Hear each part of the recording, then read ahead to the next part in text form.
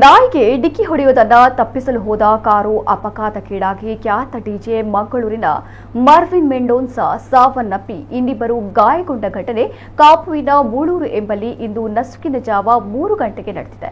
ಘಟನೆಯಲ್ಲಿ ಮರ್ವಿನ್ ಸಾವನ್ನಪ್ಪಿದರೆ ಪ್ರಜ್ವಲ್ ಪ್ರಸಾದ್ ಗಂಭೀರವಾಗಿ ಗಾಯಗೊಂಡಿದ್ದು ಅವರನ್ನು ಉಚ್ಚಿಲ ಆಂಬ್ಯುಲೆನ್ಸ್ನ ಜಲಾಲುದ್ದೀನ್, ಹಮೀದ್, ಕೆಎಂ ಸಿರಾಜ್ ಮತ್ತು ಅನ್ವರ್ ಕೋಟೇಶ್ವರ ಅವರು ಉಡುಪಿ ಆಸ್ಪತ್ರೆಗೆ ದಾಖಲಿಸಿದ್ದಾರೆ. ಮರ್ವಿನ್ ಅವರು ಹಲವಾರು ಕೊಂಕಣಿ ಮ್ಯೂಸಿಕ್ ವಿಡಿಯೋಗಳನ್ನು ಕೂಡ ನಿರ್ದೇಶನ ಮಾಡಿದ್ದರು. ಅಲ್ಲದೆ ನಿನ್ನೆಯಷ್ಟೇ ಹೊಸ ಕೊಂಕಣಿ ಮ್ಯೂಸಿಕ್ ವಿಡಿಯೋ ಬಿಡುಗಡೆ ಕೂಡ ಆಗಿತ್ತು.